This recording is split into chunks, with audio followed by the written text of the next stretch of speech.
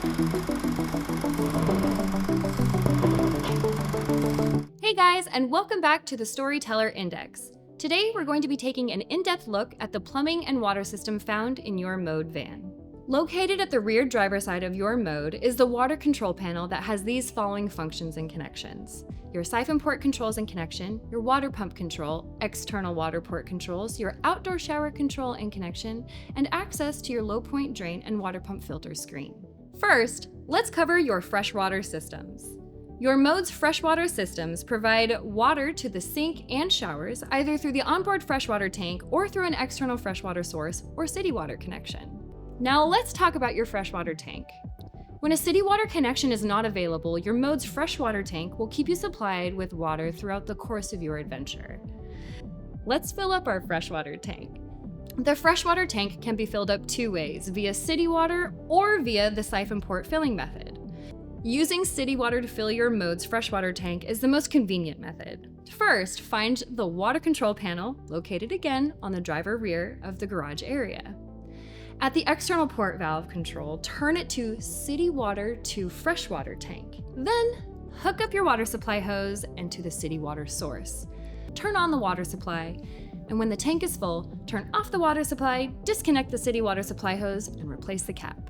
Turn the external port valve to the desired use position.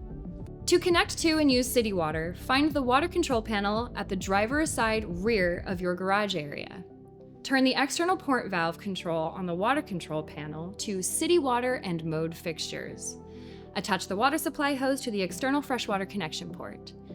After ensuring that all water fixtures in the mode are off, turn on the city water supply to begin using your city water. To disconnect from city water, turn off your city water supply, disconnect the city water hose from the vehicle, and replace the city water reconnection cap. If you do not have access to city water, you can use the onboard water pump and a siphon tube to fill your freshwater tank. This method pumps water from an external container into the freshwater tank. To use the siphon port method to fill the freshwater tank, turn on the mPower system. Head on back to the water control panel at the rear garage area and turn the siphon port valve to siphon fill freshwater tank. Turn the external port valve to use freshwater tank and place the open end of your siphon tube into your container. Connect the hose or siphon tube into the siphon fill port and then turn on the water pump, and the water will begin to siphon into the freshwater tank. Once the water container is empty, turn the water pump off and the siphon port valve back to normal use position, which is up. Running the external water source dry can damage the water pump. Pay close attention to the water level in the container, because failing to put the siphon port valve in the correct position will cause the pump to continuously run and damage the pump. Now we're going to go over your water pump. Your mode has an electric water pump. When connected to city water, the pump is not needed because of the existing pressure already behind it. When using the freshwater tank, the water pump must be turned on. When the pump is first turned on, it will prime the system by cycling for a few moments, then turn off once it has sufficient pressure. When the plumbing system is not in use, keep the water pump off to prevent draining the tank if a faucet is accidentally left open or if a leak develops. This is up and you close your lid, you have the potential to actually open that valve just a little bit, and that could cause some problems. So don't forget, bring that all the way down, close your lid, and we're good to go. The water pump can be controlled in three ways: the water pump icon on the ModeCom home screen, the water pump button on the aisle side of the Galley, and the water pump button on the water control panel in the rear of your van. When the freshwater pump is in use, for example, when accessing water from the freshwater tank, it will cycle on and off based on demand, providing water pressure to the sink and the showers. If all water faucets are closed and the pump continues to run, you are likely out of fresh water, or there could be a leak in the system. Turn on the hot water by tapping the hot water icon on the ModeCom home screen. When it turns on, it will illuminate. The lights may flicker for a sec as the furnace turns on, but this is a normal operating condition. Give the system a few minutes for it to heat up. The Mode OG is equipped with a hot water recirculation feature. When ready to use the hot water, you can recirculate it through the vehicle before turning the water on by simply pushing the hot water circ button on the galley. The light will automatically go out after 15 seconds, indicating the hot water has been circulated. The hot water will eventually circulate on its own. This is just to help expedite that process.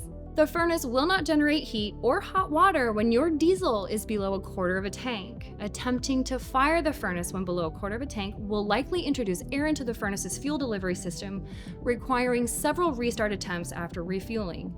Air-fuel ratios are very important. In this section, we're going to talk about your water fixtures. And check out our sink. Easy operation. Open the lid, bring up your faucet head. Here's your controls for hot, cold, on, off. And then there's actually a drain pump for the sink, and it's just right here. Easy peasy.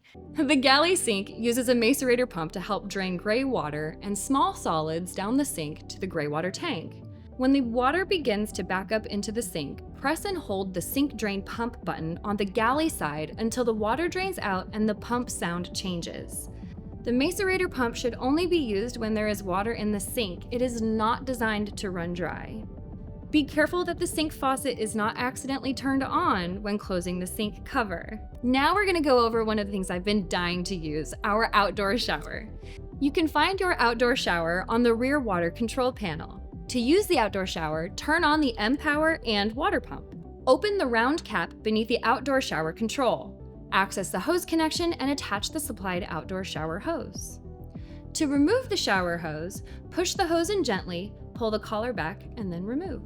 Some of our modes are equipped with our boombox shower.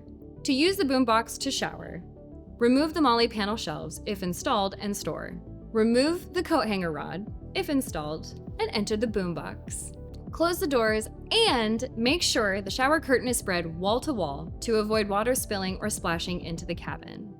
If you have a halo shower, open the shower cabinet front panel, locate and release the lower panel screw latches to open the lower panel. Release the shower curtain holding straps, and holding the shower hose out of the way, pull the shower curtain frame outward. So now that we've got our shower set up, we've been using it, don't forget that your water from your shower is going to go into your gray tank, and you can actually monitor those levels from your MODEcom screen right over here. After use, the shower head may continue to drip. This is normal and does not indicate a leak or defect. If stowed shortly after use with water remaining in the hose, this could cause damage to the cabinet. So drain the hose before stowing and allowing the shower curtain and plumbing to drip dry. Once the shower is dry and the shower head no longer drips, stow the halo shower. Although the shower curtain and shower areas are made from mold-resistant materials, it is advisable to dry the shower curtain and stall area before storing to prevent mold growth.